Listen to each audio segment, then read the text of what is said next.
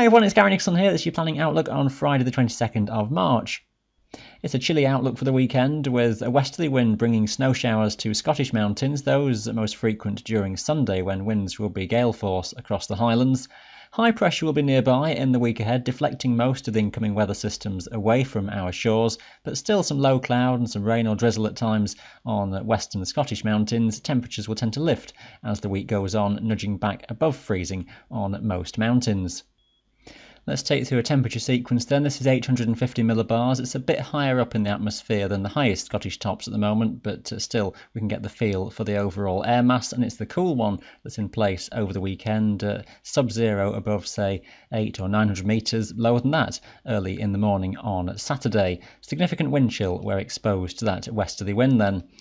Onwards over a couple of days as we go towards the start of next week, and temperatures will lift gradually, still sub-zero on the highest tops to start the new week, but I suspect as time goes on, increasingly you nudge just a degree or so above freezing, and milder temperatures will be experienced again in the valleys and the glens. Warmest values through midweek, typically towards eastern valleys in Scotland and to the eastern side of the Pennines. This is into the later stages of the week, with a generally mild southwesterly back in charge. Here's the synoptic charts for these next few days. This is Saturday. A weakening front has sunk southwards overnight to lie somewhere across the south of England. It may give a zone of cloud and patchy drizzle just for a time in South Wales. But otherwise, it's a largely dry and bright story for much of northern England and central southern Scotland. But a westerly breeze will bring showers, those of snow and some hail, most frequent on coastal hills in the northwest Highlands, only very scattered elsewhere. The snow level lifting towards around 600 metres or so as the day goes on, turning to rain below that. Strongest winds towards the far north of Scotland. Widespread gales across the Highlands into Sunday as that westerly continues. Fronts draped across Scotland, just organising showers maybe into something more constant across western and northwestern mountains through the day. A scattering of showers spreading eastwards across into the Cairngorms, one or two towards the southeast Highlands. Local showers possibly even for the southern uplands and into the Lake District, but few and far between here, with much of England and Wales staying dry with comparatively lighter winds. Again, chilly across the mountains, severe wind chill where exposed across Scottish tops. Now, the winds will tend to ease on Monday, starting off northwesterly, then coming round southwesterly as the high builds northwards. We've got a relatively cloudy atmosphere left behind, and a weak warm front just pushing across Scotland may keep western mountains full of cloud, shrouding many higher areas most of the day. Some breaks more towards the Cairngorms and eastern side of the Highlands, even towards higher tops here, but it could be a struggle to fully clear. For England and Wales, generally patches of cloud breaking up more readily and some sunshine breaking through. Light winds across England and Wales, and lighter compared to the weekend for Scotland too.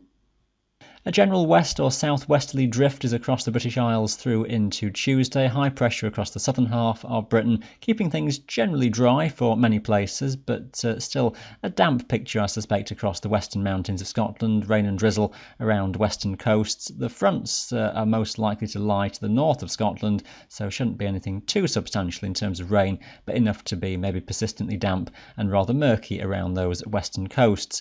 Highest cloud breaks then to the eastern side of the Highlands, and some good breaks possible across England and Wales too, to most higher tops. And high pressure is more or less in charge even into midweek, centred most likely across the southern half of the country, trying to build a little bit further northwards, so lighter winds probably for most places. We've got still a southwesterly fetch though into Scotland, so the risk again of some low cloud, stubborn across western coastal hills, and maybe covering the highest tops at times even further inland. But more likely for England and Wales, banks of cloud are more fragmented and some sunshine coming through more readily. We've got clear skies overnight, the risk of frost in the valleys and the glens. That'll be a common theme over a few days. Daytime temperatures though lifting day on day, and the higher tops by this stage should be above freezing. So a gradual thaw will begin again as we head into midweek as those temperatures just trend upwards. High pressure is around the south of Britain, gradually pulling eastwards towards Scandinavia with time. It keeps things fairly settled through midweek, although that southwesterly is always likely to bother Scotland with some low cloud on western mountains and bits and pieces of rain or drizzle at times, but most of the worst of any weather systems steered away toward the north. Now gradually the trend towards the very end of the month is that pressure temperature tends to fall again, and we see maybe a return to something coming in as a generally mixed westerly for more parts of Britain, but everything becoming rather slack, and I suspect that's where we try and go as we just change the month into April. So things slowing down a little bit in the weather patterns compared to maybe recent times where we've always had something trying to come steaming in off the Atlantic. Maybe a fairly typical pattern of this time of year where the weather patterns can get a little bit stuck in a rut. I suspect temperatures quite close to average, hovering around just above or below freezing from day to day on the mountain. Some showers, some rain at times, some brighter days. That more or less the order of things, I suspect, as we go into the start of April. With time, we may just begin to lose more of that westerly influence, but the detail quite tricky just to pin down beyond a week or so at this stage. So we'll keep an eye on things and update you in the next video on Tuesday. Stay right up to date every single day on our website with the forecast for your local mountain area.